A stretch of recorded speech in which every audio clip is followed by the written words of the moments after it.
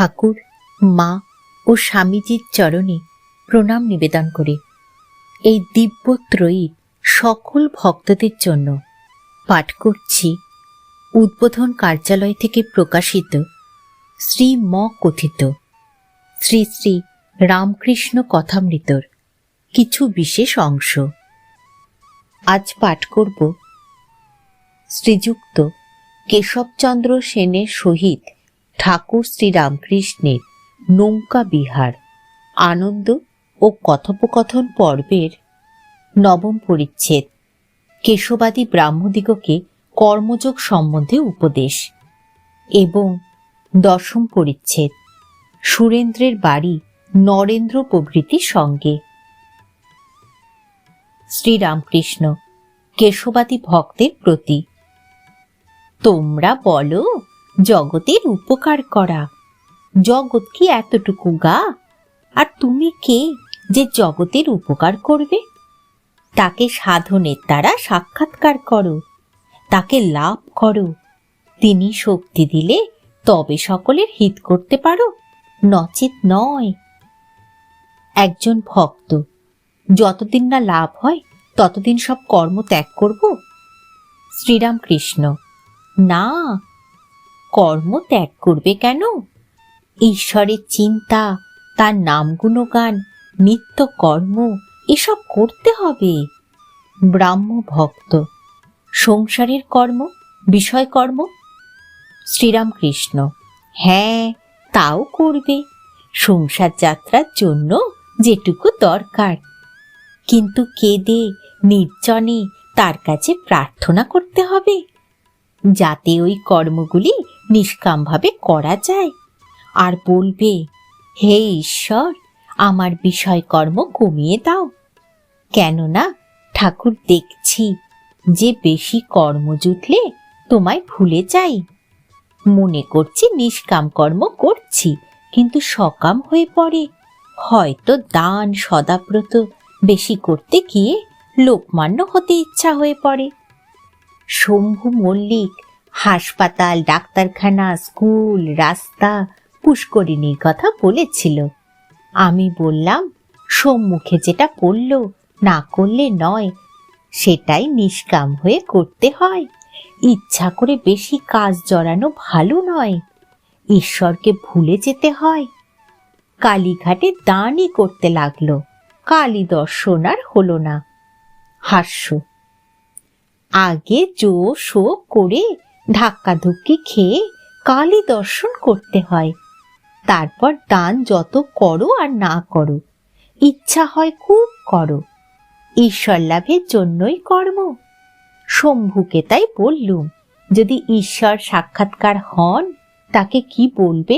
কতগুলো হাসপাতাল, ডিসপেন্সারি করে দাও। হাস্য: ভক্ত কখনো তা বলে না, বরং বলবে, ঠাকুর, আমায় পাদপদ্মে স্থান দাও, নিজের সঙ্গে সর্বদা রাখো, পাদপদ্মে শুদ্ধা ভক্তি দাও। কর্মযোগ বড় কঠিন। শাস্ত্রে যে কর্ম করতে বলেছে, কলিকালে করা বড় কঠিন। অন্নগত প্রাণ, বেশি কর্ম চলে না। জ্বর হলে কবিরাজি চিকিৎসা করতে গেলে এদিকে রোগীর হয়ে যায়, বেশি দেরি সয় না। এখন ডিগুপ্ত। কলিযুগে ভক্তিযোগ, ভগবানের নাম গুণগান আর প্রার্থনা, ভক্তিযোগী যুগ ধর্ম। ব্রাহ্ম ভক্তদের প্রতি: তোমাদেরও ভক্তিযোগ, তোমরা হরি নাম করো, মায়ের নাম গুণগান করো, তোমরা ধন্য। তোমাদের ভাবটি বেশ। বেদান্তবাদীদের মতো তোমরা জগৎকে স্বপ্নবৎ বলো না। ওরূপ ব্রহ্মজ্ঞানী তোমরা নও, তোমরা ভক্ত। তোমরা ঈশ্বরকে ব্যক্তি বলো, এও বেশ। তোমরা ভক্ত, ব্যাকুল হয়ে ডাকলে তাকে অবশ্য পাবে। জাহাজ কয়লাঘাটে এইবার ফিরিয়া আসিল। সকলে নামিবার উদ্যোগ করিতে লাগিলেন। ঘরের বাহিরে আসিয়া দেখেন, কোজাগরের পূর্ণচন্দ্র হাসিতেছে, ভাগীরথী বক্ষ কৌমুদীর লীলাভূমি হইয়াছে। ঠাকুর শ্রীরামকৃষ্ণের জন্য গাড়ি আনিতে দেওয়া হইল। কিয়ৎক্ষণ পরে মাস্টার ও দু একটি ভক্তের সহিত ঠাকুর গাড়িতে উঠিলেন। কেশবের ভ্রাতুষ্পুত্র নন্দলালও গাড়িতে উঠিলেন, ঠাকুরের সঙ্গে খানিকটা যাবেন। গাড়িতে সকলে বসিলে পর ঠাকুর জিজ্ঞাসা করিলেন, কই তিনি কই, অর্থাৎ কেশব কই। দেখিতে দেখিতে কেশব একাকী আসিয়া উপস্থিত, মুখে হাসি। আসিয়া জিজ্ঞাসা করিলেন, কে কে এর সঙ্গে যাবে? সকলে গাড়িতে বসিলে পর কেশব ভূমিষ্ঠ হইয়া ঠাকুরের পদধূলি গ্রহণ করিলেন। ঠাকুরও সস্নেহে সম্ভাষণ করিয়া বিদায় দিলেন। গাড়ি চলিতে লাগিল। ইংরেজ টোলা, সুন্দর রাজপথ, পথের দুই দিকে সুন্দর সুন্দর অট্টালিকা। পূর্ণচন্দ্র উঠিয়াছে। অট্টালিকাগুলি যেন বিমল শীতল চন্দ্রকিরণে বিশ্রাম করিতেছে। দ্বারদেশে বাষ্পীয় দ্বীপ, কক্ষ মধ্যে দ্বীপমালা, স্থানে স্থানে হারমোনিয়াম পিয়ানো সংযোগে ইংরেজ মহিলারা গান করিতেছে। ঠাকুর আনন্দে হাস্য করিতে করিতে যাইতেছেন। হঠাৎ বললেন, আমার জলতৃষ্ণা পাচ্ছে, কি হবে? কি করা যায়? নন্দলাল ইন্ডিয়া ক্লাবের নিকট গাড়ি থামাইয়া উপরে জল আনিতে গেলেন। কাচের গ্লাসে করিয়া জল আনিলেন।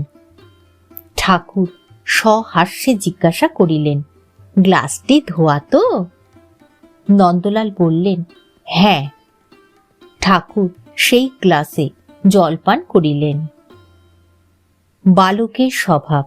গাড়ি চালাইয়া দিলে ঠাকুর মুখ বাড়াইয়া লোকজন, গাড়ি ঘোড়া, চাঁদের আলো দেখিতেছেন।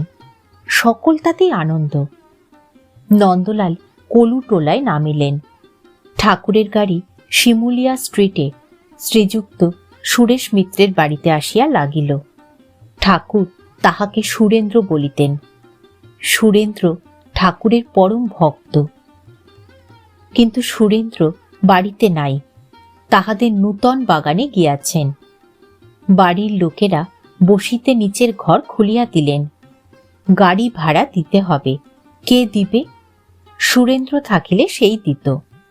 ঠাকুর একজন ভক্তকে বলিলেন, ভাড়াটা মেয়েদের কাছ থেকে চেয়ে নে না, ওরা কি জানে না ওদের ভাতাররা যায় আসে?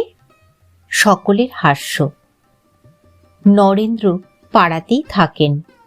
ঠাকুর নরেন্দ্রকে ডাকিতে পাঠাইলেন। এদিকে বাড়ির লোকেরা দোতলার ঘরে ঠাকুরকে বসাইলেন। ঘরের মেঝেতে চাদর পাতা, দু চারটে তাকিয়া তার উপর। কক্ষ প্রাচীরে সুরেন্দ্রের বিশেষ যত্নে প্রস্তুত ছবি, অয়েল পেইন্টিং, যাহাতে কেশবকে ঠাকুর দেখাইতেছেন হিন্দু, মুসলমান, খ্রিস্টান, বৌদ্ধ সকল ধর্মের সমন্বয়, আর বৈষ্ণব, শাক্ত, শৈব ইত্যাদি সকল সম্প্রদায়ের সমন্বয়। ঠাকুর বসিয়া সহাস্যে গল্প করিতেছেন। এমন সময় নরেন্দ্র আসিয়া পৌঁছিলেন। তখন ঠাকুরের আনন্দ যেন দ্বিগুণ হইল। তিনি বলিলেন, আজ কেশব সেনের সঙ্গে কেমন জাহাজে করে বেড়াতে গেছিলাম। বিজয় ছিল, এরা সব ছিল। মাস্টারকে নির্দেশ করিয়া বলিলেন, একে জিজ্ঞাসা কর কেমন বিজয় আর কেশবকে বললুম, মায়ে ঝিয়ে মঙ্গলবার, আর জটিলে কুটিলে না থাকলে লীলা পোষ্টাই হয় না। এই সব কথা। মাস্টারের প্রতি কেমন গা? মাস্টার, আজ্ঞা হ্যাঁ। রাত্রি হইল, তবু সুরেন্দ্র ফিরিলেন না। ঠাকুর দক্ষিণেশ্বরে যাইবেন, আর দেরি করা যায় না। রাত 10:30। রাস্তায় চাঁদের আলো। গাড়ি আসিল। ঠাকুর উঠিলেন। নরেন্দ্র ও মাস্টার প্রণাম করিয়া কলিকাতাস্থিত স্ব বাটিতে প্রত্যাগমন করিলেন। ঠাকুর মা ও স্বামীজির চরণে প্রণাম নিবেদন করে শেষ করছি আজকের পাঠ।